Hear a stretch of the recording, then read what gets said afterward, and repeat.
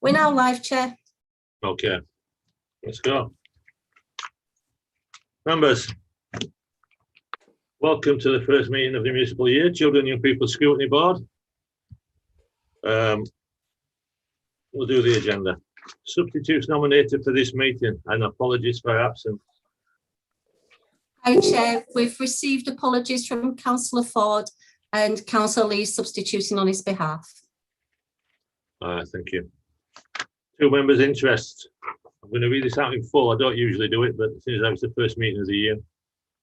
Members of the board will be asked to say if they have any items on the agenda in which they have disclosable pecuniary or other interest, which would prevent them from participating in any discussion of the items or participating in a vote upon the items or any other interests. Should you have such interests, you can declare them now or at the appropriate time. It's all up to you. 3, admission of the public. We're on Zoom, but we are live on YouTube. It's easy to forget that. Item 4, minutes of the meeting held 17th of March. Now then, I need a proposer and a seconder. I have Councillor Riveron on Councillor Sarah Courtney. Thank you very much. As well, apart from David and Sheila is not here, they're the only surviving members. Before we move on to the items for discussion, members, I'm aware that this is the first meeting of, and for some of you, the first meeting of Zoom ever. So let's start with a little introduction to it all. First of all, welcome to the brand new members. That's Councillor Tremaine, Diana, Councillor Durrance, Danielle, and I was going to say Councillor Monteith, but she's not here yet. Is she one of the ones that's waiting to come, Kirsten? That's correct, yes, Chair. Okay, well, I'll say hello to her when she comes. Welcome to CYP, Children and Young People, as we abbreviate it to, the most important panel on the council. And also, just connecting, I think, is Councillor Holsworth. Hello. Hello, we're in the middle of the meeting, Sue, but thank you very much. Welcome to Sue Holsworth, who's not a new councillor, but new to this meeting. And under normal circumstances, we'd have two old friends, well, experienced friends. I don't like to use the word old, it's a bit ageist. Councillor Foster Dot, welcome back. And Councillor Ford, who's not here this morning, but this evening, but Stephen's holding on to her. Bit of housekeeping. For those who are not familiar with Zoom, if you're not speaking, please mute. I know it's you all, Evan, so you obviously know more about it than I did.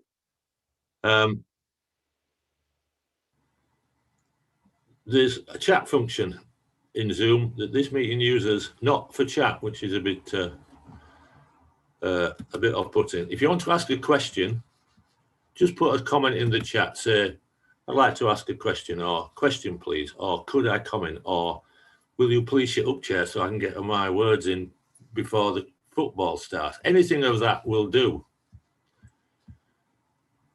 And I've just, I like to just to say a few words. So especially for new councillors, you're going to get emails and full of what I call the 6 Ps, which are sort of planning, potholes, parking, pavements, and poo. Usually dog, thankfully. And all those things are very important. But the council spends 70% of its budget on social care. There are no votes in it, I'm afraid, but it is corporate parenting is the most important job you do as a councillor. And this panel and the executive represented on this panel by Adam Wilkinson and the Children and Young People's Department recommended by Julia Jenkins are doing the most important work. And it's important that we carry it on. All right. That's the end of my speeches for tonight. So if you want to ask a question, and there are no bad questions, there are only good questions and better questions. If you don't know something, ask.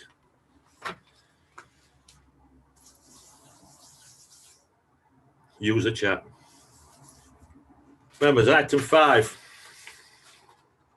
I think that's you, Director. I'm going to call you Director today, although normally I would call you Julie. Are you happy if I share screen, Julie? In a second, that'd be great. Yeah. Thanks very much, Lauren.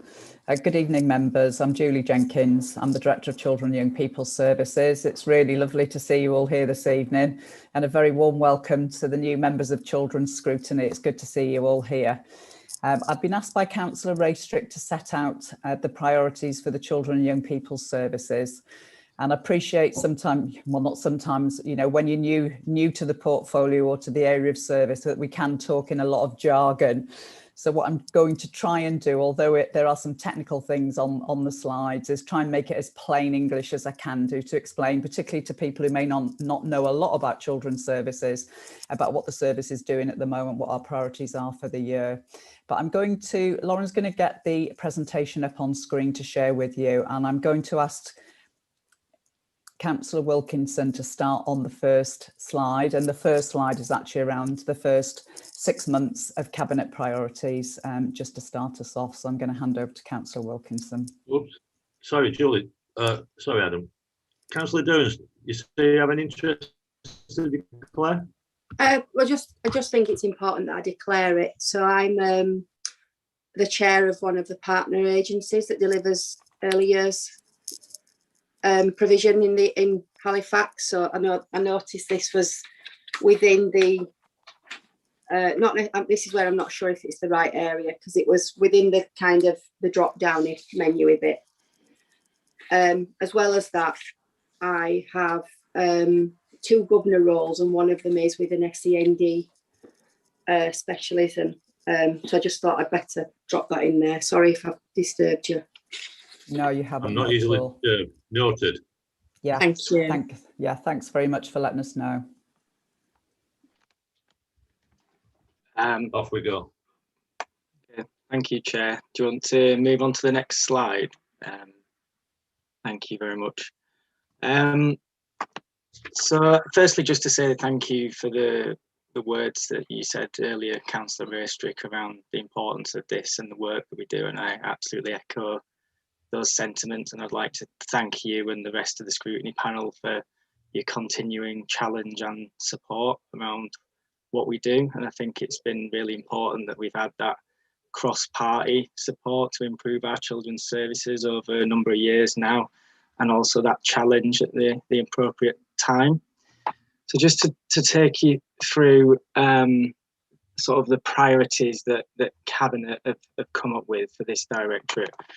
We, as a directorate, me along with Julie and the assistant directors, we sat down and thought about what our own priorities as a service, as a directorate, are for the forthcoming year and beyond. And they went forward to Cabinet, and what's happened is some of the absolute key ones for the next 6 months from each directorate have been pulled together, and they're going to a report to Cabinet. So these are just to sort of talk you through those ones. And then the other ones for the directorate, the assistant directors and Julie will cover after. So really the first one, which is absolutely key, is delivering the education COVID recovery plan. So obviously the impact of lockdown and COVID on the education of children and young people is well documented and has been discussed by the panel many times before. And unfortunately, it is the most vulnerable children that are the ones that tend to have suffered and fallen back the most in terms of their learning and also their well-being. So recovering that lost learning and addressing those issues in terms of well-being needs to be an absolute priority for us as a council. The government has stated that education recovery is central to its Build Back Better agenda and has already committed £1.7 billion in short-term catch-up funding to support pupils in England. And we expect a bigger, more long-term plan to be unveiled before the summer holidays. In the meantime, we've been getting on with developing our own plans locally, working with schools so that they're in the best possible position to enable our local children to catch up. So they've co-produced a 5-year long-term plan, working with clusters, and there's 4 strands to that work, which I think Leslie will probably discuss in more detail. The first one is sort of education recovery and looking at evidence-based interventions to address sort of the academic loss of learning that's occurred and identifying those gaps. The second one, which is also equally as important, as I mentioned, is well-being. So whilst there's a need to catch up on all the academic work that's been missed, we're also well aware of the well-being and mental health impacts of lockdown. So we know that this has to be a focus as well. And it's not just the mental health of children and young people, it's the mental health of staff as well, given the extra workloads that they've had to deal with over the duration of the pandemic. The third strand is workforce development, so making sure we have a strong, resilient and well-skilled workforce and that we're providing the training and support that's needed. And then fourthly is digital inclusion, which I'll come on to and speak a little bit more on in a bit. So these work streams sit closely with what we already know about the national plan. You may have seen in the media, there was a bit of a leak today actually about some of the things that are supposed to be contained within it. But from what we know, we think what we're doing is already sort of fairly closely aligned with what is going to be announced. So the next of the cabinet priorities is addressing holiday hunger. We know school holidays can be a particular pressure point for some families because of increased costs such as food and childcare, and reduced incomes as well, because often parents can't necessarily always be doing as much work in the school holidays. And for some children, that can lead to a holiday experience gap, with children from disadvantaged families less likely to access organised out-of-school activities and more likely to experience unhealthy holidays in terms of nutrition and physical activity, and also more likely to experience social isolation. And the holiday hunger issue in particular is something that's had a lot of attention over the last 12 months or so. But I'm pleased to say we were already doing quite a lot of work around that prior to Marcus Rashford's big campaign last year. And we were already issuing grants via the Community Foundation for schools and voluntary organisations in order to provide meals in the holidays. Since that, you'll be aware, most of you, that we also launched the Never Hungry Again campaign, which was really successful, working with the Community Foundation, but also other partners like the Peace Hall. And that was with the aim of completely eradicating holiday hunger. So the response to that was really encouraging. And then we've also since provided some extra direct payments as well as a council to low-income families to help them out over school holidays. There's also the Holidays Activities and Food programme that the government set up, and that was piloted first in certain areas, but it's now been expanded to cover the whole of England. And we're going to be working again with the Community Foundation locally to deliver that, and there'll be more details about how organisations can apply for that funding in order to deliver that support over the summer. That will be forthcoming in the next couple of weeks. The next priority, which I briefly mentioned, was digital inclusion, and that, as I said, was one of the 4 work streams of the local education recovery plan. And our officers are working with the digital transformation team in the council, building on the work that we already did through the Laptops for Learning campaign, which we delivered again with the Community Foundation in order to get laptops and broadband to pupils to help support their remote learning through the pandemic. The pandemic has shown that often children can work well remotely if they have the right equipment and broadband access to do so. So although children are back in the classrooms now, homework and extended study is often still reliant on IT access. So there is still a need to reduce the inequalities that exist there. Next one is early years, and there is work ongoing to improve outcomes in early years. We know in particular, we need to do better for low-income families and children with special educational needs in that age group. We had the Local Government Association come in just before the pandemic to do a peer review and set out a number of recommendations in that area. And we've set up the Staying Well board in order to deliver that and focus on that. And COVID has sort of hindered a bit of that work to an extent, but I think it's made it even more important than it already was. When you think about, we talk about the first 5 years of a child's life being the most important in their entire lives in terms of how they develop. So if you think that a massive proportion of their lives, the under fives, has been during the pandemic, and my own son, he turns 3 in a couple of weeks' time, and nearly half his entire life has been during the pandemic. So things like, gelling your hands and people wearing masks, that's just like absolutely normal to him. But also, things like not seeing other children and not having that contact with grandparents, not being able to go to nursery for long periods. They're all things that have, really had a massive impact and have been in place for quite a long period of their lives. So I think this work around early years is even more important than it was when we had the LGA peer review.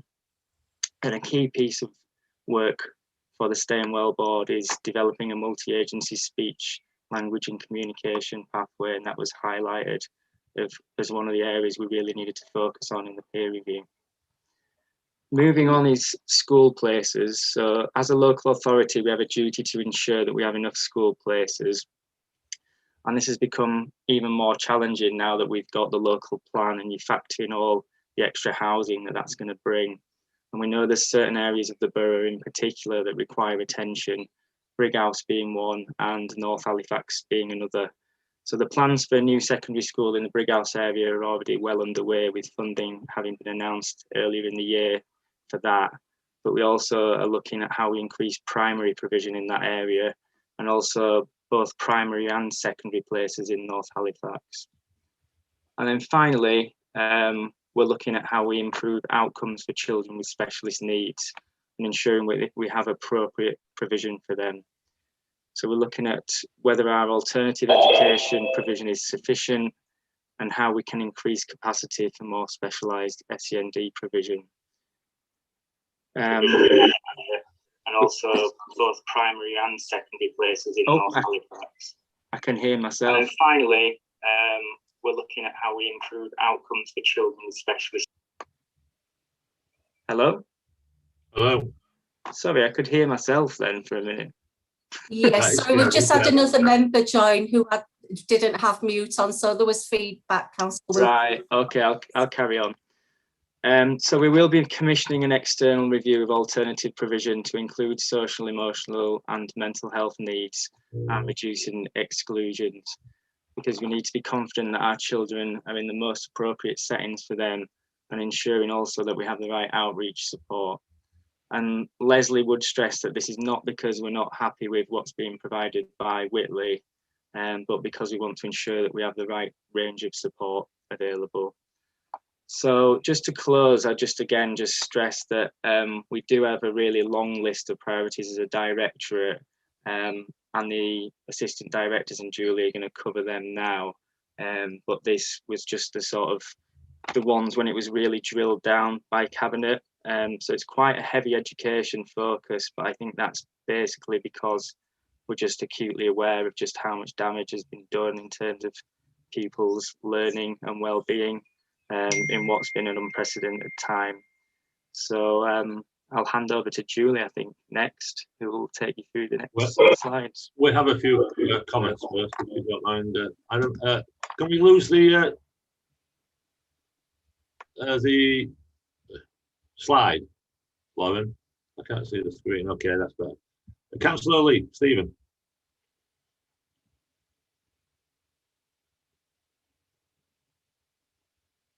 Stephen,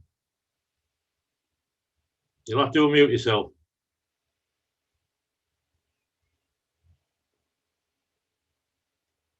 You'll still have to unmute yourself.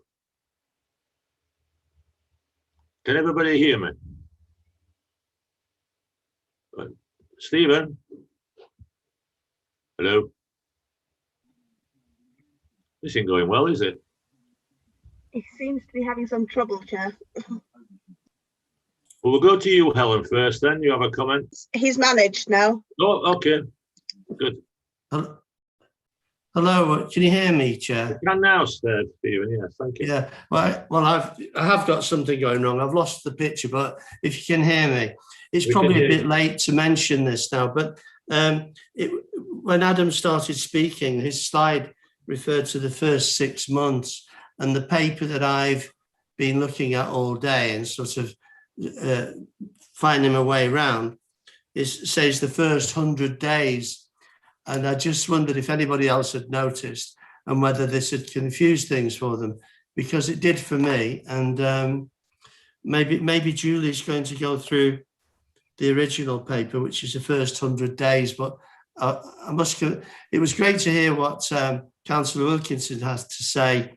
Don't have a problem with that, but I was confused that we've got one paper advertised and another one being referred to on the slide that went up on the screen, Chair. Yeah, I think we were sent the updated presentation this afternoon, Stephen, about 2 o'clock.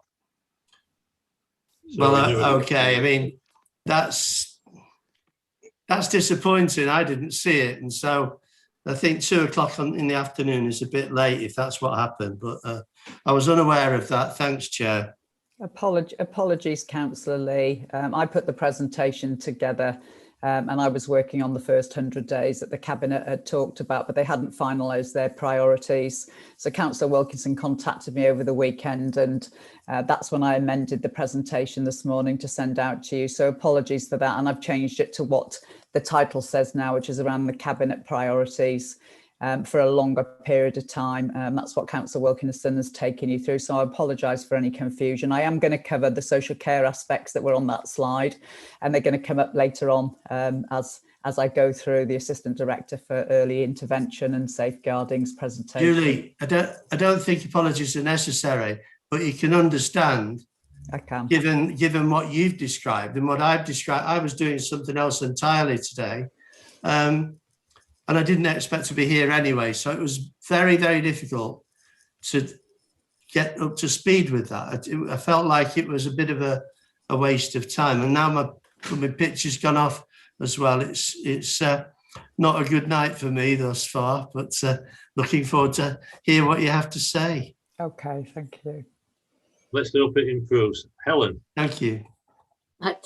Thank you, Chair. I was just going to go back, and I'm not quite sure if there's a question or a comment, but the first point that Councillor Wilkinson raised around young people falling behind academically, and often those most disadvantaged, and also the impact of mental health on the mental health needs of COVID. Agree with both of those. I think the tension that I found of talking to colleagues is there is there is a tension here, because a lot of people have said mental health needs is the #1 challenge as children and young people have returned into education. And actually the things you'd want to do to catch up academically in some ways can make that pressure worse. And actually people felt they perhaps have to be more lenient about deadlines, allow people more downtime so that they actually have that sort of space to to cope in terms of the mental health and emotional needs. And I just wondered if perhaps Adam, you might say something about how we feel we can meet that challenge. Yeah, it's absolutely, as soon as schools were returning, we were really clear that we wanted to emphasise the importance of just focusing on well-being as much as anything when we first went back. I think I remember saying to Julie, the last thing we want is them all being told they're doing double maths on day one. Because they just won't have seen the teachers or the other people, the friends for sustained periods of time. So that we were really clear that needed to be a focus, and I think that needs to be taken through going forward as well. So there's all the talk about catch-up programs and things over summer, but I think there needs to be a recognition that well-being is important as well, and that's the same for the staff. So not just expecting teachers to be like teaching all the way through summer. I think in terms of mental health, we're quite lucky as well that we have just had quite an injection of funding in terms of mental health support for schools, and we've got extra teams available now and extra support to support pupils. But yeah, I absolutely agree with what you've said, Councillor Rayburn. Just to pick up on Councillor Lee's gone now, isn't he? I was just going to apologise for the confusion, basically, which it hasn't been helped by the fact that I've been on leave for the last 10 days, I'm afraid. So those updated slides did come quite late in the day. So just an apology from me on that. Thank you, Chair. Before you start, Julie, I'd just like to say hello to Councillor Monteith. Brenda, welcome. I'll just repeat really quickly what I said to everybody else. If you want to ask a question or anything, just make a comment in the chat and we'll bring you in when we can. All right, nice to see you. All right, Julie. Thanks very much, Councillor Roastrick. I'll just get the presentation up. Lovely, thank you very much. I'm going to start at the bottom of the slide, which is around our vision and our mission in children's services. I think the first thing to say is Calderdale is a really good place for children to grow up. And we've got some fabulous early years settings. We've got a great college and we've got some really good school provision as well. So we know it's a fabulous place to grow up and learn. And our vision very much ties in with Vision 2024, is that we want everybody who works with children, but also our children and young people, to be resilient and to be kind to each other. And there is something very special about Calderdale, that kindness does run through the service. And our children in care do feel the kindness of the social workers who look after them and feel that they're part of a family, which is really nice. So that is our vision that we very much work towards, is that kindness and building resilience, as we've just heard how important mental health is. And our mission is just so simple. We just want children to grow up to be healthy and to be safe, but to be successful as well. We're going to say more about that, and Councillor Wilkinson's quite rightly focused a lot on education in the cabinet priorities. I'm not going to say much about being school ready, because you've heard quite a bit about this from Councillor Wilkinson, and Leslie will touch on anything else in the next slide. But we do want children to be ready for school in Calderdale. We know they do really well in primary, and by the time they leave secondary, they are doing far better, a lot better than many of the children in England. So we know if we can give them a really great start at the beginning in the early years, they will fly. And that's our overall aim. And Leslie will say a little bit more about that as well. And at the moment, we are commissioning our children's centre delivery. You'll remember the children's centres and Sure Start, as it used to be before that, was a huge government initiative to really drive and improve outcomes, particularly for younger children and their families, by having that wrap-round care in a children's centre. So if you're unemployed and you're looking for a job, if you need to see your health visitor, all of those services being there and on tap. So it is an important service for families and communities. But we've been commissioning this service. That means buying it in from external to the council. And we've got two providers, which many of you will know, a North Halifax Partnership and, my mind's just gone blank, Halifax Opportunities Trust. Apologies for that. But we are going to recommission that service, and we have had the LGA, the Local Government Association, came into Calderdale and did a review of our early years, and they've given us some important recommendations that we're focusing on as well. So we do want to bring things together even more than we have already. So we're working with Public Health, and we're looking at their commission services for health visitors, and want to bring all of that together in the next couple of years. I'm just going to touch on domestic abuse, because it is a big priority for Calderdale as a borough to reduce the incidences of domestic abuse. And I'm sure many of you know, if you're following what's happening in the government, that there has been a new Domestic Abuse Act that's been passed in the last couple of weeks. And it does bring some money into the borough, £455,000.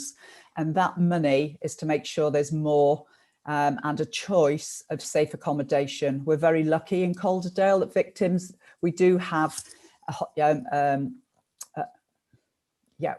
we have somewhere safe within the borough where victims can leave their home, and go and stay. But it's actually to make sure that there is more available, as and when families need it. So I chair the Domestic Abuse Board for the borough, and obviously this spans children and adult services, the police, the women's centre, housing, probation, etc. So it's a big piece of work, but we will be keeping a very close eye on that as the year goes on, making sure that money is well spent. And we've already touched on the last one, which is around alternative provision. And just to explain to members that if children are excluded from school permanently for any reason, we have a duty, the council, to make sure that they go into another education provider within a number of days, not weeks, days. So we must have alternative provision for them to attend. So we do have a contract with Whitley Academy, but we are looking to make sure we've got a choice, a bit like the domestic abuse services. There's more available and more choice to meet specialist need. Lauren, could you move on to the next slide, please? We have 3 assistant directors in children's services that you'll get to know over the coming year in Scrutiny. And you're going to meet one of them this evening, which is Leslie Bowyer, who's the Assistant Director for Education and Inclusion. I'm going to cover the slides of the other 2 assistant directors after that, but I'm going to hand over to Leslie just to see if there's anything she'd like to add in addition to what Councillor Wilkinson's already shared with you. So I'll hand over to you, Leslie. Thank you, Julie. Yes, good evening, members. It's good to see a full scrutiny panel here this evening. And as Councillor Wilkinson and Julie have already touched on, there's an awful lot of focus at the moment on the COVID recovery, but we also have priorities that are ongoing within education and inclusion of how we want to improve our provision and our outcomes for children in normal times, and that work is continuing as well. This page summarises 3 key priorities, but as we've already heard, there are a number of other priorities sitting underneath these. The first one here is, as we've heard already, about the early years and the importance of that. And although the situation over the last 15 months has in some ways impacted on the progress for early years, it's actually continued at quite a pace. And Julie chairs the Starting Well board that oversees the work that's going on. And there are a number of strands of work there. One of them is around the family journey, which is a key piece of work, and is the first stage of that is almost completed and ready for publishing now. And that's very much about making sure we communicate and engage families in all the universal contact points they have from preconception, actually, but certainly pre-birth, so that all services are working together to develop positive relationships with families, break down any potential barriers, and engage families with services from the very earliest opportunities, so that then where families know where to go for advice or support, and feel able to ask questions or seek further advice if they have any concerns about their child's development. That, as well as communicating to families, it's also crucial that we communicate with all services so that everybody recognises their role in engaging families and sees how all the services work together, so that we don't miss any opportunities to engage families and start that journey at the earliest opportunity. A lot of that work is around how we use data. That was something coming from the peer review, that we have a wealth of data, but quite often that's in silos. So health have a wide range of data, and our early years providers have another set of data, and children's centres have data. And we're working very hard to make sure we can share that information and use it to the best impact, and make sure that we're picking up at the earliest opportunity where there are any trends or work that we need to do to close inequalities gaps. So there's an awful lot of work going on there. One of those pieces of work is, as we've heard, around the speech, language and communication pathway. That's a really fundamental piece of work, and even more so now coming through the pandemic, because as we heard from Councillor Wilkinson, children in the early years have missed a large part of their the time where they would have been, not just in provision, some of them, but also just the rich opportunities they'd have had in all the other day-to-day experiences that have been limited for them. So we're working with Public Health on that, because Public Health England have published a best start in speech, language and communication pathway that will form the basis of ours, but we're personalising it very much towards Calderdale. And we're working with a number of agencies to make sure that we get that in place as soon as possible, and make sure that everybody's working to the same pathway. The work there also involves us making sure that we're identifying children with special needs at the earliest opportunity and getting that support right, and empowering parents in making decisions that they need to make from the earliest opportunity. So a wide range of work going on there, and we report on that work to the Starting Well Board every 6 weeks, so that we're that people are really held to account for that work. The second priority is around the long-term recovery, particularly in addressing the inequality gaps for children, disadvantaged children, but also children with special needs. And as you heard, we're working on a 5-year plan. It's not in place yet. There's work going on rapidly to develop that plan, but it will be a work in progress over those 5 years, because we'll need to respond as we learn more about the impact on children and young people. We're working with a range of partners there, including the Teaching School Hub, which is a new development from September. We're working with Kirklees in one Teaching School Hub. And we've already met with Kirklees to look at how we can join up some of the work that we're doing, and how the hub can support us in much of the professional development that's needed for staff coming through this period. We also want to make sure we've got really robust quality assurance in place around that plan, so that again we can be monitoring that and making sure we respond very quickly. The third priority on this page is around making sure we've got sufficiency of places. Some of that is to do with responding to the growth in some areas of the borough, where we've got the impact of the local plan. But we also know we've got changing demographics. We've got a lot of small schools in Calderdale. Many of those have got falling roles. So we're working with all schools on looking at the planning of places and making sure we support whether those places are reducing or increasing. And we're also looking very closely at how we can support those children with special educational needs, making sure that support's right for mainstream schools, that we're identifying need at the earliest opportunity again, and making sure that provision is in place to support mainstream schools. But also looking at our specialist inclusion service.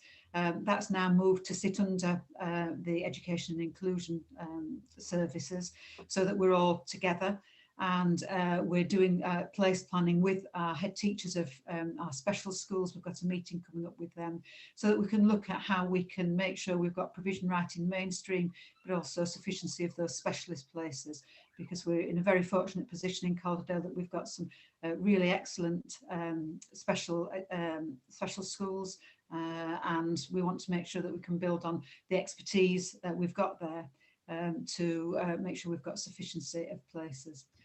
So that's a whistle-stop tour through, but I'll pause there for any questions.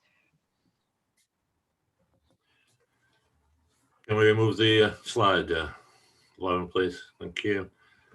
Dot, Councillor Foster. Thanks, Chair. I'm just wondering how. I mean, there's been quite a lot of talk, not so much in the last few weeks, but sort of a month or so ago, about the differences in pupil premium funding and the numbers of children that are now eligible for it but won't get it because of the government's artificial cut-off dates. And I'm just wondering how that is going to affect things, and how schools are going to manage that, or if they can manage it. I mean, we're talking about 400 pupils, I think, in Calderdale. It's quite a lot. I mean, it's a substantial number, isn't it? So how will that affect sort of the provision and the ability to access that provision? Yeah, it's a really good point, Councillor Foster, because it's without doubt it is going to have an impact on school finances. Just to explain that the way that pupil premium, which is to support provision for disadvantaged pupils, the way that that's calculated has changed from using the figure from the census. There are two figures to use, the October figure and the January figure, and the government have changed the way that they're collecting that data, which means that fewer children will be eligible for pupil premium funding in this financial year. We've done some work to try and identify the impact of that, and at the moment our finance team aren't able to share that as a piece of work more widely, because it's a very crude calculation at the moment. It's impacted by the way that pupil premium is funded. Children who are eligible for free school meals, even if that's just for a day, are then eligible for pupil premium funding for 6 years. And so the pupil premium calculation from the figures in the census are worked out on those children who are eligible for pupil premium, eligible for free school meals. But that isn't the same as being eligible for pupil premium, because it doesn't account for children who were at some point eligible for free school meals, but no longer are, but are still eligible for pupil premium funding. So it's a complicated piece of work, and we won't know the real impact of it until we get the actual figures through, which should be through this month in June. Our benefits team are also doing some work to try and identify those forever 6 children, so that we can add those into the calculation and have a much better indication of the impact. But there will be an impact for some schools, for a number of schools, on their funding. It is for this year. It will be lagged. It'll come through then next year because those pupils will be in the system. But we need to really understand the impact of that. Schools are aware of the impact. They'll have done their own calculation, and they know their pupil premium cohort better than we know in the system, because they know their forever 6 children. So they will have an indication themselves at this point. And we will be looking then at any further support in terms of, through our education and recovery plan, how we can work together collectively on reducing some of those disadvantaged gaps for children. That's a key piece of the work that we're doing. Schools have had funding for pupil premium during the pandemic, so their funding didn't change even when they were close to most pupils. And for a large part of the time, they were also able to register for the National Voucher Scheme, which then provided the families who were eligible for free school meals with vouchers to use in the local supermarkets. Those were funded separately. So the schools did have their income for pupil premium. So although there will be some losses in this current situation, some schools will have benefited from having their pupil premium funding whilst their pupil premium children were having meals provided through the voucher scheme. So there's a slight gain there for some schools. Schools are managing their balance as well. I think when we'll see the school balances have increased this year considerably. Some of that is because schools are managing their balances to make sure they can plan ahead for situations like this and for the impact of additional costs through COVID. So schools are working really hard to make sure that they're preparing for this situation and making sure that their provision continues. Children will be supported in other ways as well. So through the catch-up funding that schools have received and through the summer school programme that our secondary schools are engaging with, because the funding for that is very much aimed at supporting disadvantaged children, particularly those moving into year 7 in secondary school. So there are other ways that provision will be in place for those disadvantaged children. That's a very fair answer, Alice. Could I just follow up on that? Are we sure that all the people that are eligible for free school meals are actually claiming free school meals? I think we had some problem with it a while ago. There's a certain stigma attached into it and all the rest of it. Are we doing work to measure whether that's the take-up has increased or ensure we get the maximum take-up? Obviously, it generates pupil premium. Yes. Our benefits team work really hard to engage families and to inform them when they're eligible. So they have quite robust systems in place that then notify parents that they're eligible for free school meals and encourage them to take that up. Schools also do an awful lot of work around that, partly because they obviously want children to be eligible for the free school meals and have the benefits of that, but also because then they can get the additional funding through the pupil premium. So schools communicate that with parents and explain why it's so important that they're in the system as being eligible, so that can not only benefit through the meal provision, but also through that provision of funding through pupil premium. So there's an awful lot of work that goes on. Do we have a feeling for how many don't claim it?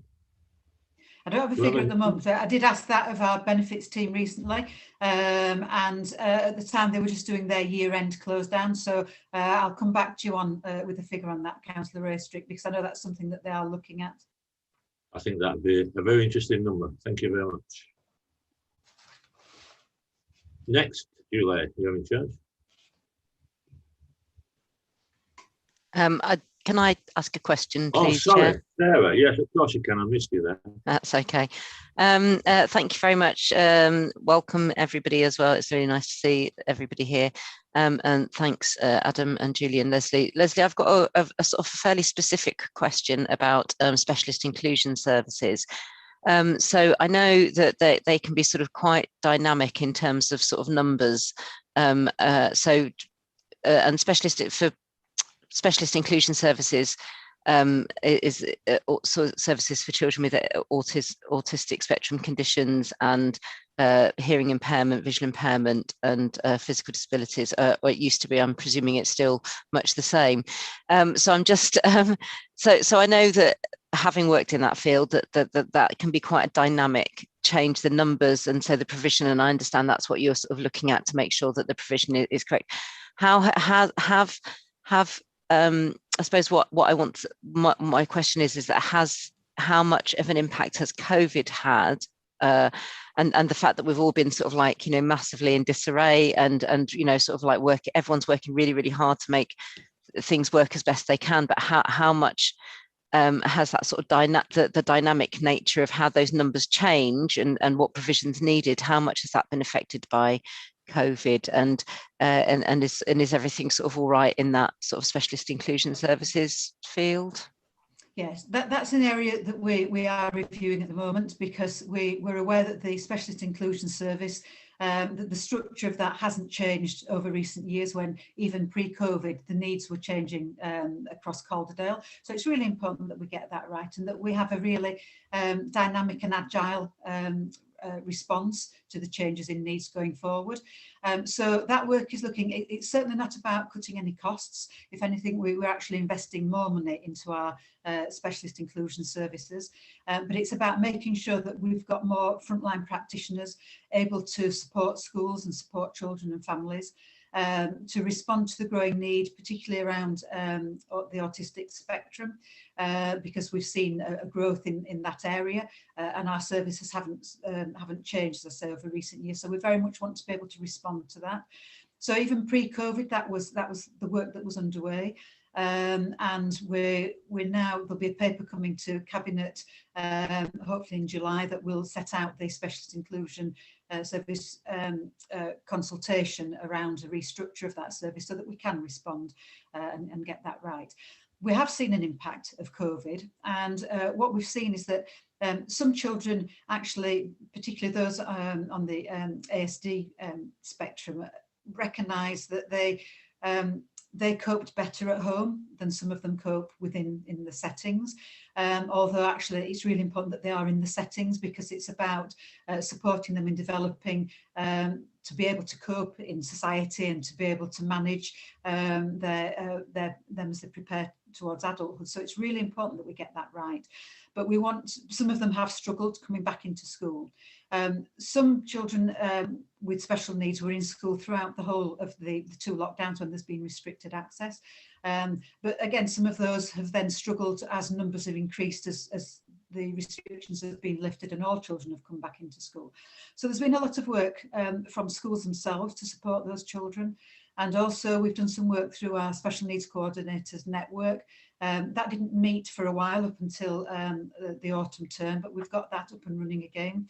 And that had a conference where one of the things we looked at was how we support children with special needs through remote learning, and also how mainstream schools can be supporting children on the neurodevelopmental pathway as well. So that's including ADHD and ASD. So there's work going on there. And I think our special schools are also doing a fantastic job. They have a cluster, the specialist provision cluster, and they provide some outreach work for mainstream schools. And as part of our review, both of alternative provision and of our specialist inclusion service, we're looking at how we can strengthen the outreach work even further, so that we can support schools at that earliest opportunity to prevent children from fixed term or permanent exclusions. We know that children with special needs, there's a higher proportion are excluded than there is in the whole represented in the cohort. So we need to understand why that is and make sure that provision's right at the very earliest opportunity, because behaviour is communication, and it's usually because there's some other underlying need that needs to be met that can lead to children's behaviour then becoming an issue and possibly lead to exclusion. So all that work's going on to support, but yes, the needs have changed during this period, and we're responding to try and make sure we meet that need as well as possible. Thank you. Councillor Lee Stephen. Thank you, Chair. First of all, Leslie, thank you very much for a comprehensive and a very comforting presentation. We all want the very best for our children, and it's clear that a lot of work is being done to maintain the high standards that we're used to in Calderdale. Just in a different way for information, we have a small select committee, all-party committee from Adult Health Scrutiny, which is presently looking at dentistry in Calderdale, which is having a big effect on children as well as adults. And we're trying to get to the bottom of that. It's a horrible problem and it's tough to sort it out. But that's one that seemed to be slipping the net in Calderdale. It's really a big problem. Anyway, we've got a team of three of us looking at that and trying to do our best.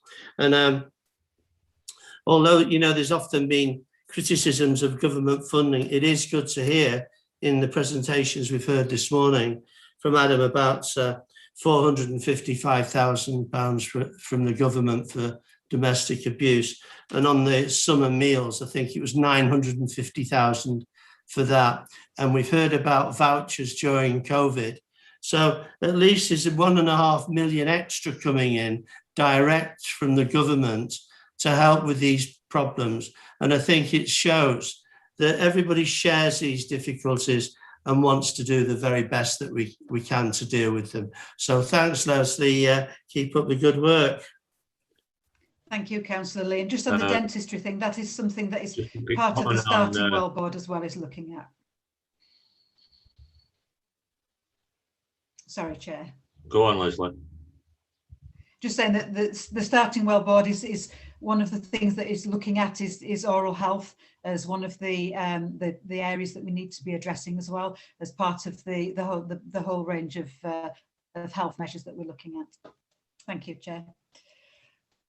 Just to follow up Stephen's comment before you come in, Danielle, the largest cause of children and young people being admitted to hospital for surgery is poor dental health. This board's really quite well aware of it, and has tried to do things in the past, but we've not been too successful, it has to be said. Councillor Jones, Danielle. Hiya, thank you so much for all that information. This might have been answered previously, so I'm sorry.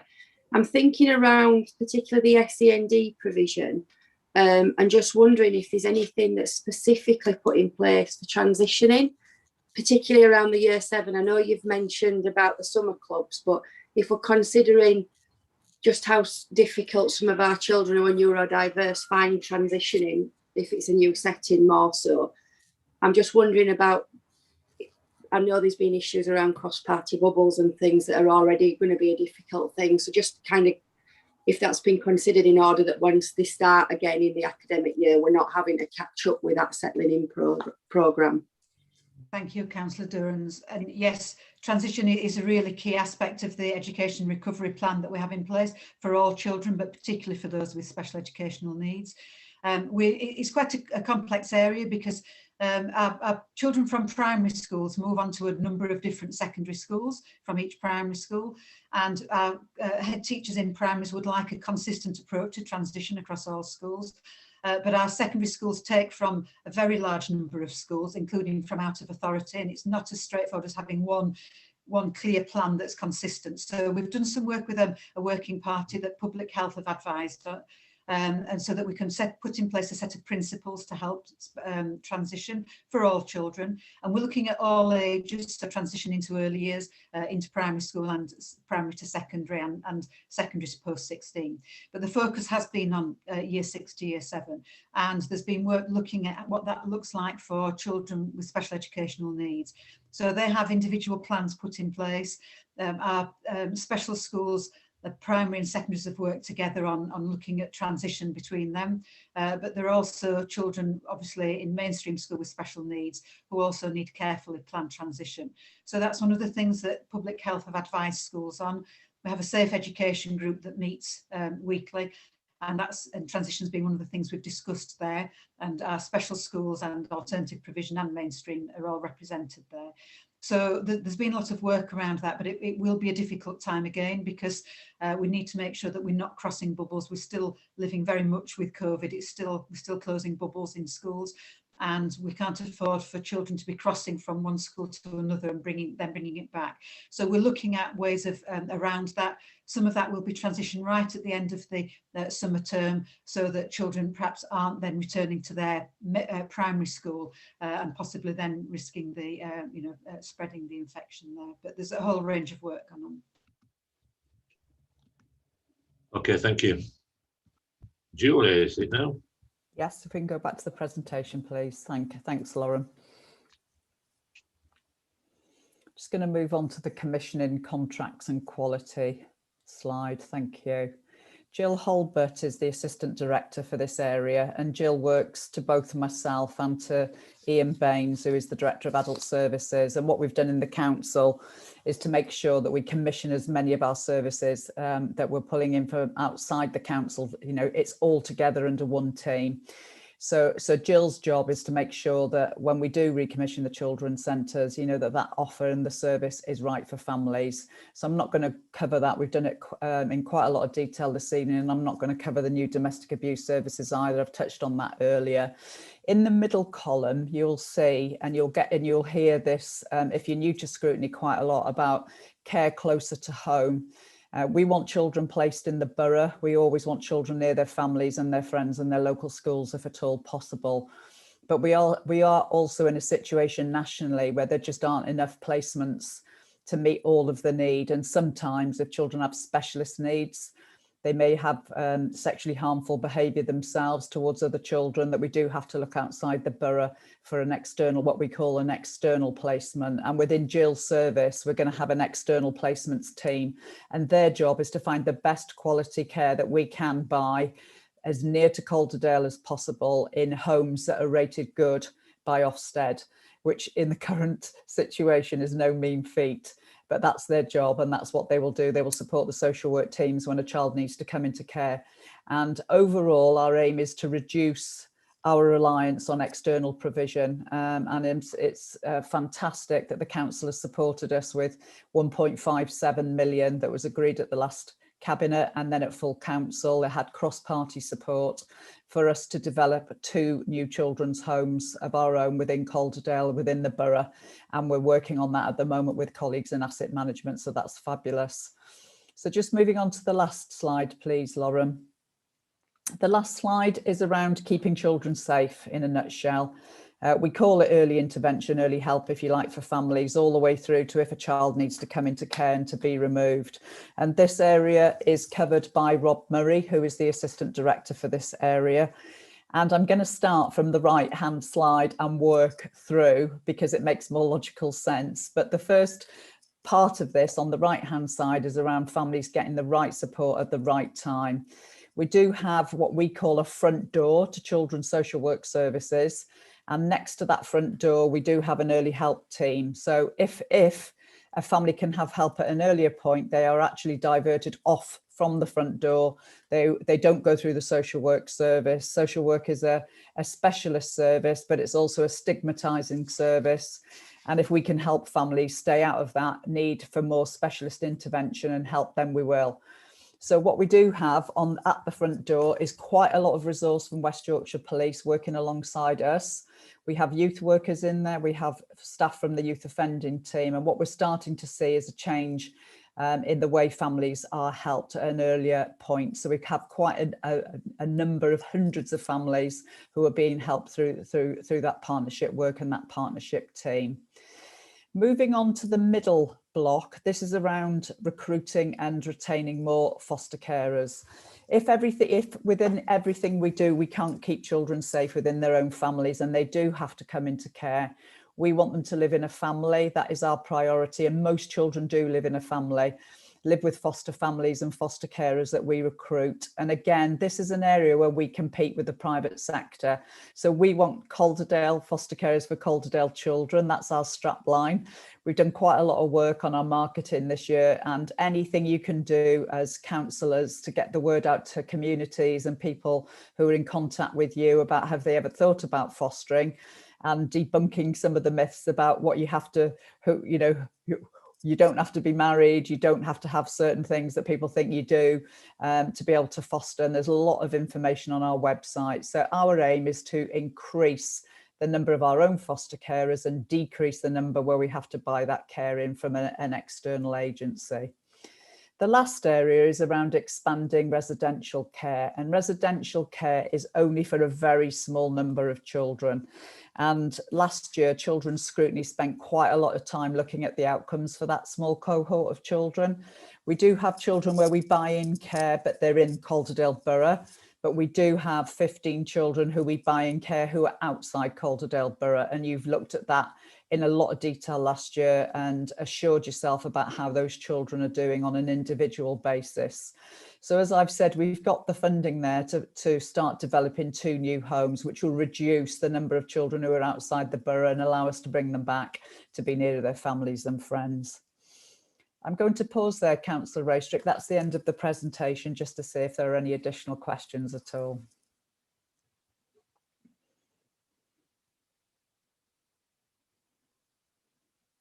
You're on mute, Councillor Raystrick. I don't ever forget to unmute myself. The previous slide, established external placements team. When are we going to do that? It's there. Jill's been recruited. Jill did a restructure of her commissioning team some months ago, and it's in place. She's recruited all of her senior team. The team is in place now. There's always been a small team there that looked at the quality of the care we were commissioning, but they're going to very much take the pressure off some of the social workers who are looking for placements every day. So that team's in place. I'm meeting the head of that arm of Jill's service tomorrow, actually, for her induction. So Jill's got her key players there now, and they're going to pick up more and more responsibility for the placement searching and the finding. So yeah, they're getting up and running. And before Stephen, did I hear you say 15 external placements? Outside the borough and 9 inside the borough. All right, so that was 26. A bit of a, yeah, 26. That was a bit of a fake. That was a bit of a fake, then, wasn't it? Other members of the board. We buy in 26 places, but 9 of them are from a provider in Calderdale, which obviously makes less travel, etc. And then we've got 15 that are external from the borough. They're the ones you looked at as part of the report last year, Councillor Raystrick. So sorry, I wasn't meaning to mislead. No, I'm sure you weren't. Stephen. Thank you, Chair. Just a question. I think it's directed to Adam. About the 2 new homes, these were indeed fully supported in council cross-party. I think it was absolutely unanimous, and it's a really good, innovative initiative that we're going ahead with that. But there's just one question I had asked Adam some months ago when we were talking about the costings, that when it was looking at the manning for the homes, there was a number of people that would need to be employed directly in the 2 homes to make the whole thing work. And I asked the question whether it would be possible to redeploy some of the people that are already doing this role by different means within the council to redeploy and maybe save some money by not having to take on as many people as it appeared in the bare costings. And just wondering, Adam, if you can hear this, whether any progress has been made with that, please. I'm sorry, Councillor Lee, I don't have that information to hand. I'd have to come back to you on that one. But I do believe when we are recruiting, we do sort of, you know, make these things fully available for our own staff to apply for. I must say, I was, like yourself, I was quite surprised when the proposals were developed about the number of staff that are actually required to run the provision, and you know that does account for quite a lot of the cost that's involved. But I'm happy to speak to Julie and Rob about what we're doing in terms of the recruitment for those homes and come back to you on that. Yeah. Thanks for that, Adam. As we know, it wasn't about saving money, it was just doing it differently and properly. But if we can save some as well, it would be a good thing. So I'd welcome that if you could let me know. Thank you. Yeah, that's a very complicated issue. I think we've talked about many times. Any further questions, members? If not, I'm going to thank Julie and Leslie. That is very interesting. I'll just finish with a strap line on the safeguarding. Safeguarding is everybody's business, and that means you. So, item 6. Thank you very much, Chair. Yeah, this is a COVID recovery update and a COVID briefing for elected members, and we have been doing this since last March on a regular basis. It usually is a verbal report because it's been such a fast changing situation. By the time we would write a report for you, it would be completely out of date. And I've got to say that is still the situation. I think you know, or I know Councillor Raystrick is aware that Ben Lehman, who is the consultant for public health, is on leave tonight. He usually does attend scrutiny and has been a regular attender over the last year. And I know that you want him to attend most scrutinies to give an update, which he will do. Just to tell you what I am aware of where we are in relation to COVID outbreaks and situations, etc. at the moment. Then I'm going to move on to give you the update on children's social care situation and do a little bit of a recap from last year for new members as well about where we're up to with the delivery of social work services. And Leslie can update you on what's happening with schools and the delivery of safe education as well. We've heard this morning, Leslie and I were at a briefing with Public Health this morning, that some of the new variants are now going to be changing formally their name. Instead of being known as the Kent variant or the Indian variant or B1 point whatever, they're going to be given names. The Kent variant is the Alpha variant and the Indian variant is the Delta variant. And what we know about both of these variants is they are more contagious and just pass more quickly between people than the original COVID variant that we had in Halifax. And we are seeing an increase in the numbers within the borough. They have been slowly going up over the last few weeks. And what we're seeing is an inevitability, I think, really, of people passing COVID within workplaces, but also within school. So we have seen a rise of young people with COVID and transmitting to COVID within schools. And we have had over this whole period, as you know, a number of bubble closures. We've had whole year group closures, and we've had closures recently because of a young person on the school transport was tested positive, and everybody who was on that school transport had to be sent home self-isolating. And Leslie will tell you a little bit more about the remote learning that you've heard about over the last year as well, and how that kicks in when children are not in school. So we are waiting the roadmap announcement on the 21st of June, as you all will be as well, to see what is going to happen next.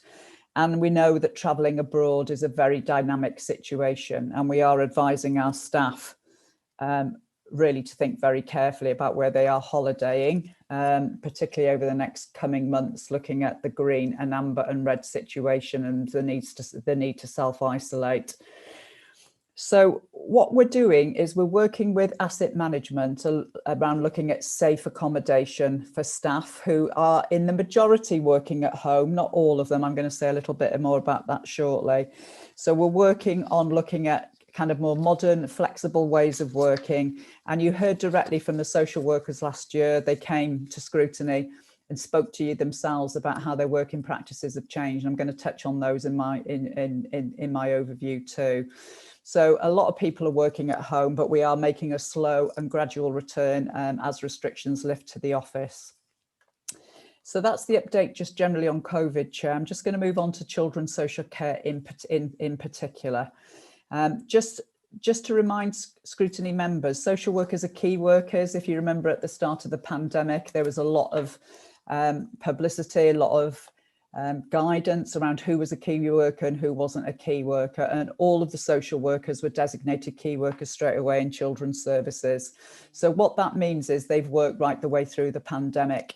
And if you remember, there were difficulties right at the beginning of getting hold of personal protective equipment for them, but they were out doing visits on the doorstep, in people's gardens, still seeing children face to face, still doing child protection investigations. And in some ways, the new ways of working have completely changed the way that some social work is delivered, and embracing, I think you heard this yourselves at the last Scrutiny when children's social workers attending, the use of social media has kind of taken off in a way we never thought possible. And they gave us an example of a mum where we'd taken her baby into care, and she wanted to sing the baby a goodnight lullaby, and she did it on WhatsApp. She sent that WhatsApp to the foster carer. The foster carer played it to the baby so it could settle and soothe the baby. You know, that would never ever have happened before lockdown. So we've found some really creative ways of, you know, maintaining family relationships and contact. But we know the face-to-face delivery is really important. We know the relationships with families are the way that we get change. So we've wanted to go back to having as much face-to-face contact as we can. And we've also opened up case conferences face-to-face. They were being done over Zoom and Teams, and it was working to a point, but it's really difficult as the chair of those, having those really, you know, challenging conversations about risk when the family are not in the room. And there's lots of other things going on for them at home. People will know that we've had the very front end, the front door, as I called it earlier, MAST, the multi-agency assessment team, and CAT, the children's assessment team. Most of those staff have been in the office all the way through on a rota basis. So they've been taking all of the contacts and referrals as normal and then passing them through to the longer term teams. And the longer term teams, we're very lucky because we've had the orange box, which lends itself, this is our youth service building in Halifax, it lends itself because of its size to big meeting rooms where staff can go in socially distanced and meet as a team and get the support they need face to face every week, once a week. So we're working with asset management at the moment on teams being able to come back into the office to sit together socially distanced with their teams 1 day per week. And then we're going to see what was happening in June with the announcements, and we'll be then working in line with the national roadmap to look at whether that can be extended or not. So contacts are coming in at the front door at the same level. I explained earlier that some number of families are being, if you like, receiving help from the early help team. So what we're seeing is less children coming through that system, less children in need, less children on child protection plans, but we've seen a steady number of children looked after. It was slowly decreasing, but it has increased over the last couple of weeks. And it's around the same level that it has been. So we're around 347 children in care at the moment. Our priority is to deliver a safe service, and we don't do any child protection work on our own. So we work really closely with schools, with the police and with health. Some of the work is done over the phone. So if we need a strategy meeting, so we're planning with the police a child protection investigation, that is done over the internet. It'll be done exactly as we are tonight. But some other things are done face to face, and our support and joint working with the schools has been fantastic through the whole of the pandemic. I've got to say, you know, the kind of, listening to them, looking at what they're sending through, working closely with the schools through all of this. And Leslie will say more about this shortly. I just want to just finish on a couple of things. One is about reducing our carbon footprint. We're really serious about this in Calderdale. And we know from working at home, being able to do remote court hearings, for example, instead of travelling to Leeds, we know we're reducing our carbon footprint, which is good news. And the last thing to touch on is just support and the mental health of the staff. Staff are and have been resilient through all of this. They've been absolutely incredible, but we know the support of their managers is key. So having that, I think the calls to the managers has gone up while they've been working at home, a huge amount, because they're ringing all the time just to check things out. You're not sitting in an office with a colleague next to you just to check something out, particularly when you're newly qualified. So the managers have played a hugely important role in making sure the staff feel supported and cared for as well. So I'll just finish there, Councillor Raystrick. I can see that there are a couple of questions and things which I'm happy to take. You're on mute, Councillor Raystrick. Do it. No, I've been ordering a cup of tea. I didn't want to do it alive. Stephen.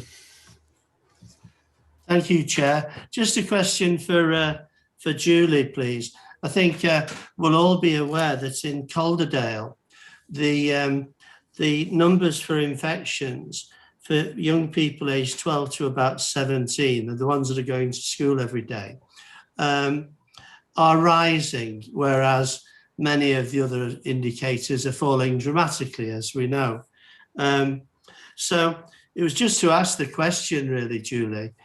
We know that this is happening. Are we doing anything to analyse why that's happening in particular, and whether or not locally we can do anything about it to get these numbers going in the right direction, which is downwards rather than upwards, please? Thank you.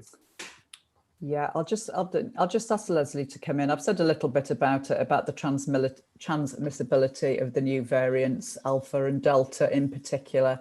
But there's quite a lot of work going on between public health and the schools, and Leslie's leading that. So I'm just going to ask Leslie to come in, Councillor Lee, just to respond in a bit more detail. Thanks, Leslie.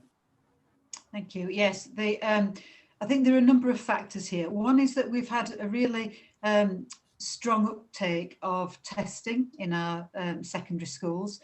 That's come through really hard work from the schools themselves, who've worked with public health locally initially to get that started and continuing that now. That identifies asymptomatic cases. So in some ways, it's positive that we're catching cases when there aren't symptoms. They are obviously then recorded as cases. So in some ways, we're pleased to find those, and we will see higher levels within that age group because we're testing them twice a week, most of those students. But obviously the rate of transmission is the key thing. The schools have got really clear systems of control in place and have worked closely to revise their risk assessments throughout this, and certainly in response to any further advice from public health to do with the latest variants. We've also had great support from our neighbourhood teams who've supported outside school grounds, helping engage parents, particularly in primary age children, about the need to avoid going to places like parks and getting together outside of school on the way to or from school. And there's also been communication with families from the directors, both from Julie and from Debs Harkins as Director of Public Health, to reiterate those key messages about the responsibilities that families have out of school as well. So there's a lot of work that does go on around that. But I think that the key issue is that when there is a case, we're now seeing that there are other cases because of this ease of transmission. So whereas in the first period in September, when we had schools fully open again, we saw that where there was one case, we could close that down very quickly and prevent any outbreaks. With the latest variants, it's much harder to do that. So we have seen a small number of outbreaks, and we have seen some bubbles need to close this time. I'll touch more on that in a minute when I come on to schools. Councillor Foster Dot. Thanks, Chair. Just trying to get my son to make me a cuppa. He ran away. So yes, I was. I'm just wondering about. It links to the domestic abuse issues as well. And I was just wondering, have you, it was supposed at the start of lockdown that it might be that we would see a significant increase in domestic abuse. Has that happened?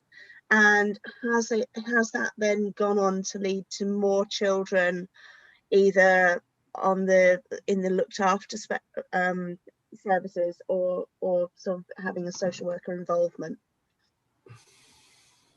I think it has, Councillor Foster. If you look back over the year, you'll see the peaks and troughs of the COVID lockdown and the restrictions, because what's happened is when we've had restrictions and everybody, particularly at the beginning when everybody was at home and nobody moved at all, the referrals really dropped off, and we expected with the lifting of restrictions that we'd see things coming out as children returned to school, and we did.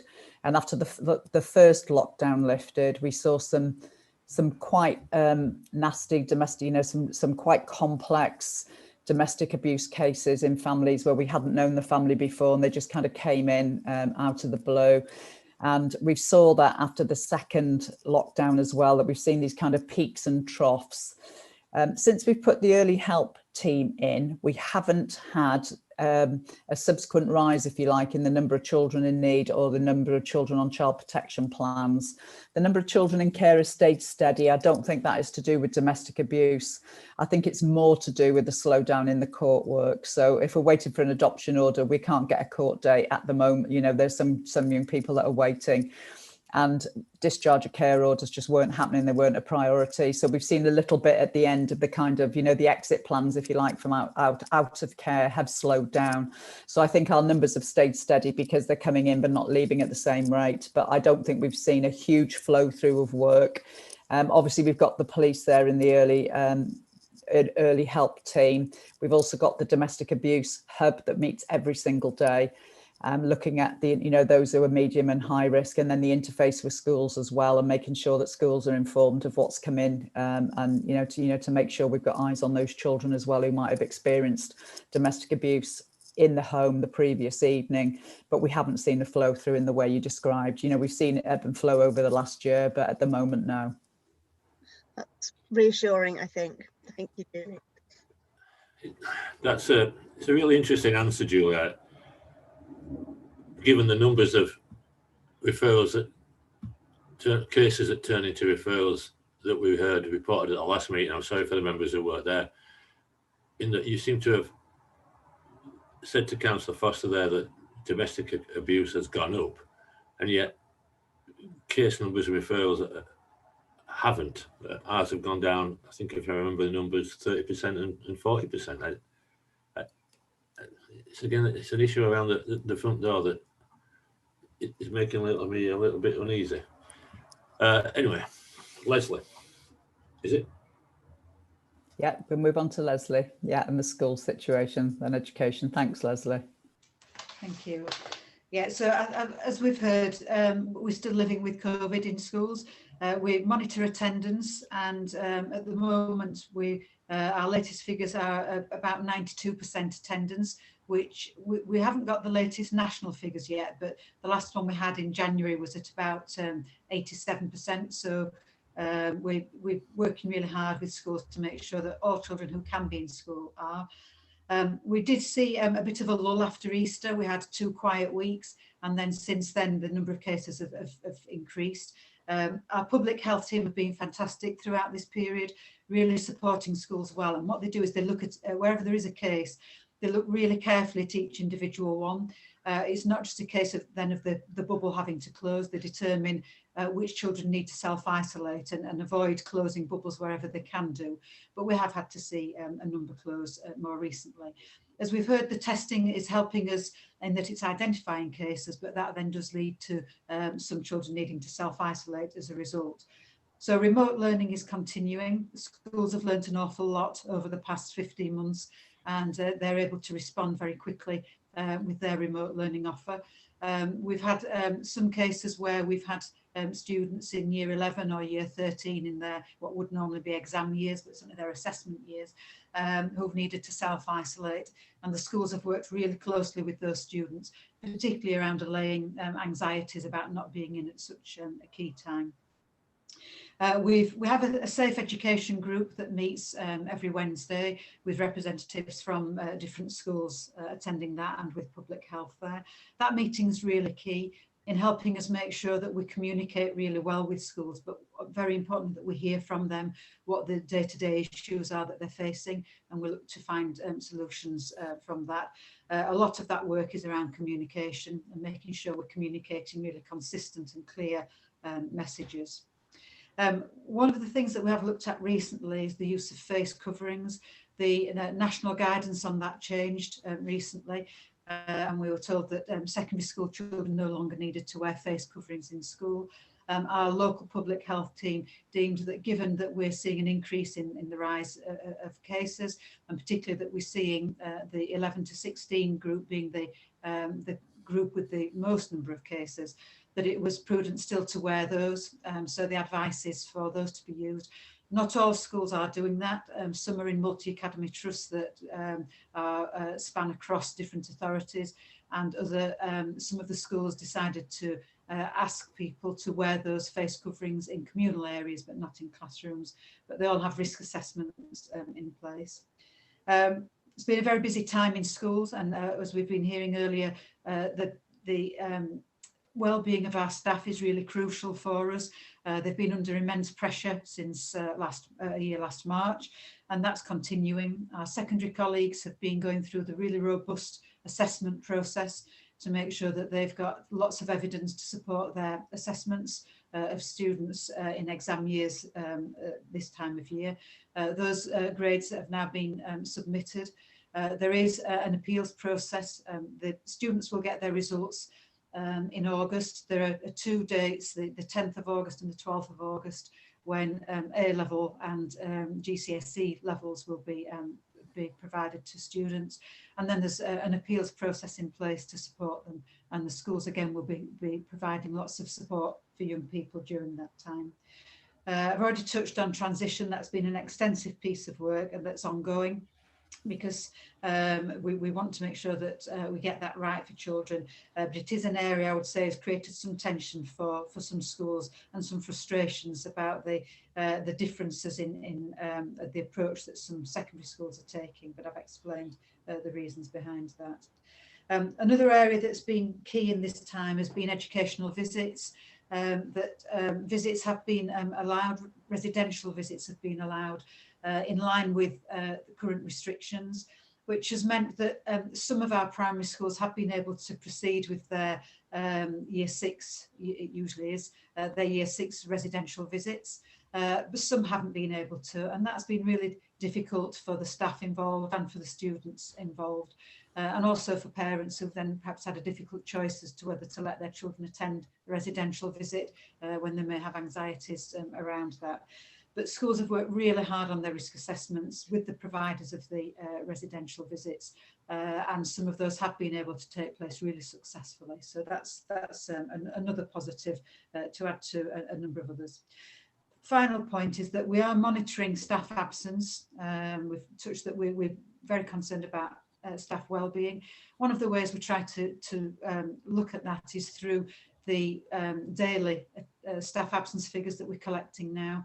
And I'm pleased to say that figures right up to half term stayed fairly level. In fact, they dropped slightly just before half term, because that's usually a time when staff do fall ill at the end of a busy half term. But we're monitoring that, and we meet regularly with our union representatives, and we feed back those figures to the union representatives as well, so that they can understand the picture. We don't have any national data, but just as we broke up, we had staff absence of around 5%. 1% of that was for COVID related reasons, 4% was for non-COVID related, although we're aware that some of those would be indirectly COVID related due to people being exhausted and run down. But we'll monitor that closely as we continue into the next half term. Councillor Yvonne, Helen. Thank you very much, Chair. There's a couple of questions that are quite diverse, but one, and might cross both areas, in terms of support for young people taking exams. I wondered what support available for young people in the looked after system, who, when whether how they will be supported through exams, and also if they need to go through the appeal system, because I think as corporate parents we all need to ensure that our looked after young people don't miss out.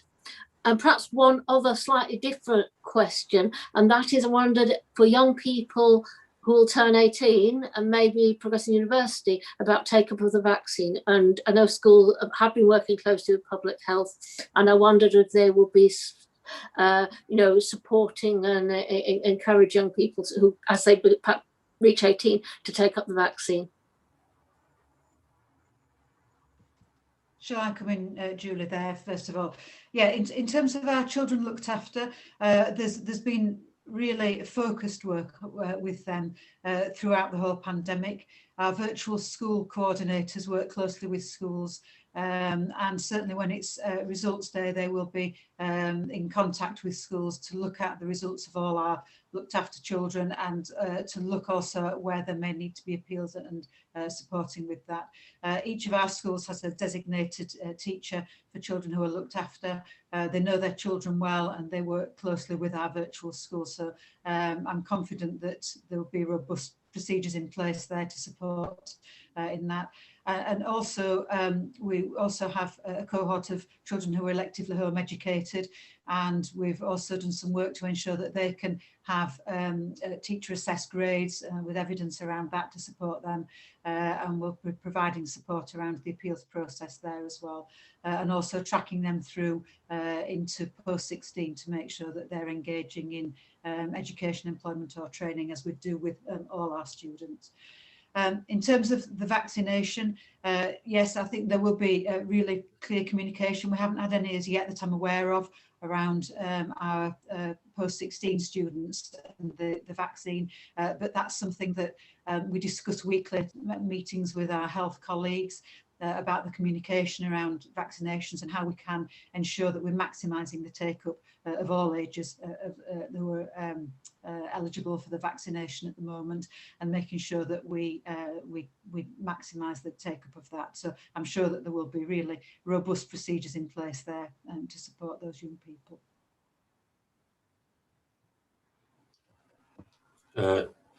Councillor Foster-Dott. Thanks, Chair. That's quite an interesting thing to hear. So thank you for that, Leslie. So yeah, I was wondering whether the numbers of children who are electively home educated has increased since lockdown and since the schools closed initially, because that was certainly something where there was, when the schools first reopened after the first lockdown, there were a lot of parents who were really quite hesitant about sending their children back. We certainly had quite a lot of correspondence back as counsellors, and so it'd be really interesting to know if the figures have sort of jumped enormously, or whether there's just been a slight increase or even a slight dip because of that. The other thing I wanted to mention very, very quickly was it's good to know that one of the vaccines, I think is it the Johnson one, is now being approved for 12 to 15-year-olds. So it'll be interesting to see what happens with that. I think my son's certainly itching to get his vaccination as soon as he can. So yeah, it'll be interesting to see when that happens. But so I guess I'll watch that space. But thank you. Yes, I'm waiting for the latest figures on elective home education. Hopefully they'll be with me tomorrow at a meeting. We saw some inquiries about elective home education again. There's been a lot of work. Our team actually go above and beyond the statutory requirements around elective home education in terms of trying to support and make sure that parents are making informed decisions. For many children, elective home education works really well, but for some it doesn't. And so we've had discussions, we're offering discussions with schools and families where a family's wanting to discuss elective home education. And many of those choose then actually to remain in the school system. We haven't seen a significant increase in this last period, as I haven't got the exact figures yet. We've had some inquiries and a couple of new cases that I'm aware of. But if there's anything different to that, Councillor Foster, I'll make sure that that's circulated to this group. But I think one of the things that we're also working towards now is the return for some of the elective home educated students back into school, because many parents said that they were going to do it for this academic year and then review it, because for those choosing to electively home educate for COVID related reasons, they were wanting to review that with a view to for their children returning to school. So over time we are expecting some of those to return to school. It's actually also a national trend, and something that we're working with our regional colleagues on to monitor elective home education, and something that Ofsted are really interested in. They've been pleased with the work that goes on in Calderdale around elective home education, and they're looking at that, along with also the figures for our children post 16 who are not in education, employment or training. Again, we've had a really strong record there in keeping those numbers low in previous years, and there's a lot of work going on now to make sure that we maintain that. So that's a regional piece of work as well. Thank you, Councillor Derwins. Danielle. A couple of points that's already been raised, but I just want to ask a couple of questions. I hope that's okay. In regards to the elected home education, I just wondered if we know how many have SEND needs, and that's part of, I'm going to say, the transitional process, particularly because of COVID. And I guess, as you said and made reference to, that a lot of our neurodiverse children have found it much easier, and whether, if they was able to have extra support in getting back into education, that being looked into. And the other question was, again, the looked after children, how many do we, oh, I'm sorry if I've missed this somewhere, do we know how many have a recognised SEND need, or just struggling within education, and how many of the children that are at risk of being NEET or are NEET, particularly I'm thinking of the next transition because that's where we're talking about, but it's obviously all relevant. How many of those children are looked after? Yeah, I don't have all those figures to hand, but I'll put them together. I'll collate them and circulate them to this group. They can go with the minutes from the group, from the board. So I'll get those to the clerk, and then they can be circulated. Thank you. Excellent. Do we actually know the percentage of the, is it 305 children we have electively home educated? Do we know the SND percentage? Is that a number we know? I've got the latest one. I can get that for you in just a couple of minutes. Yeah, the latest figure that I have. Come with a minute. Yeah, we do. We monitor that. Yes, it's one of the things that we look at. Anything further on this item, members? Okay, I'm going to take that as a no. We're going to move on to the work programme, members. This is a standing item. We have to have things to fill our agenda up with. I think Dave is laughing. Any comments on the email that Lauren sent round?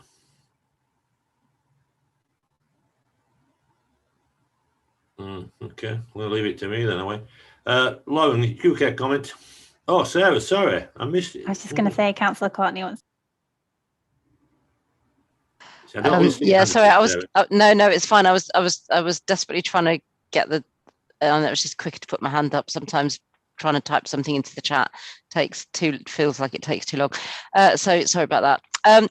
Yeah, just so again, sorry if I missed this in the email, Lauren, but I know that when we had a chat, I talked about wanting to make sure that that we were really sort of keeping our eye on the ball with regarding to sort of safeguarding and CSE, child sexual exploitation. So I know that safeguarding is coming up as a sort of like a regular thing, but I just wanted to make sure that that was sort of firmly on our horizons, in terms of just, making sure that we're on the ball. I heard an interesting thing on the radio today, and that somebody, I can't remember his name, but who was sort of saying that he thought nationally, the figures seem to be, that there seem to be people slipping through the net, young people slipping through the net. And that it's, obviously we know it's a very, very complex issue, and, making sure that, young people are able to engage with services is really difficult and can be really challenging. But yeah, just if we're just making sure that we're not missing anything on that front. I tend to agree, Sarah. I'll just listen to Dot and then I'll come back to it. Dot Foster, Councillor Foster. Thanks, Colin. Yeah, it's kind of linked in with CSE because the two are frequently linked, but I wondered if we could add in county lines and sort of how many young people are caught up in county lines investigations locally, and what we are doing to support them, to protect them, and to reduce those numbers. I think that would be quite an interesting sort of sideline to the CSE. They're fairly closely linked, I think. But yeah, I think that's quite a good one to look at as well. Well, I think they are closely linked. I think that also ties into members who've been listening tonight, and I'm presuming that's all of us, will know that I'm a little bit uneasy about the front door for some reason. We could probably tie all that together with CSC, county lines, as a section of the front door, Julie. I don't know what you think about that idea, and that seems to me something we could do quite quickly. Yes, we can, Councillor Raystrick. There is a specialised child exploitation team in place as part of the front door that's based at the police station. It used to just deal with the CSE cases, child sexual exploitation, but with county lines and criminal exploitation by organised crime gangs, we extended its remit and intelligence sharing to cover both, so we could quite easily do that as part of the front door report. It is actually on the work programme, I think, Lauren, isn't it, already? It's very specific in there around CSE, but we can add those additional issues that people, members want raising tonight. That's absolutely fine, and we could definitely do it as part of the front door report. I think we should take it as a separate report outside the front door. I think when we had a meeting, Julie, I was rather keen that the front door report came when we got back to in-person meetings. Okay. But I think as a subset of it, CSE and county lines and what we're doing to protect it, along with what's been happening in the press, I think that would be useful for members. Mm-hmm. And also give them a feel for what the front door actually is. We've been saying it all night, but I'm getting there's a few glazed eyes around the place. So I think we'll try and bring that as soon as we can. Okay. While I'm waiting through the members, I'd really like to have a look at the virtual school. And I think because it's virtual, it might be even more relevant. Everything's virtual at the moment, isn't it? We're virtual. So I'd like to see where that performance is and how we are looking after our children looked after just at the moment. And that's sort of a nice, neat sized, plus give members again an overview of what the virtual school actually is. And those were my thoughts. Do we have anything else, members? Any particular interest in members? Okay, I can't see anybody waving at me. And we'll try and find, Lauren and I and Sarah will sit down and see what else we can come up with. But I think there's too many items there. Just before we go, I'd encourage members to take part in any training opportunities, especially related to corporate parenting, and especially on 8th of July, inspecting children's social care. What is we refer to as Regulation 41 and Regulation 44 visits, where a council member goes to either social workers' offices or one of our residential homes and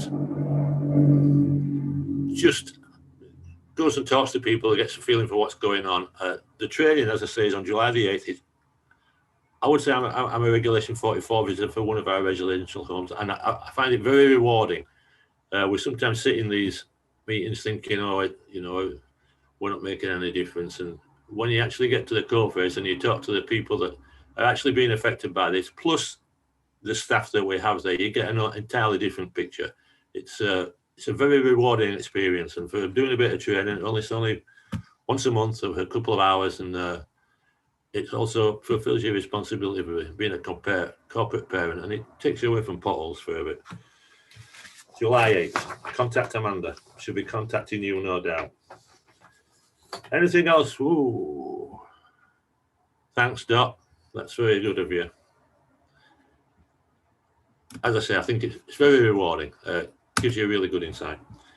Members, it's only 7:45, so if there were a football match, you could go and watch it. But I would remind you all that the cricket starts tomorrow, so 11 o'clock, much more civilised game. Thank you all for your attendance. Anytime you want to get in touch with Lauren.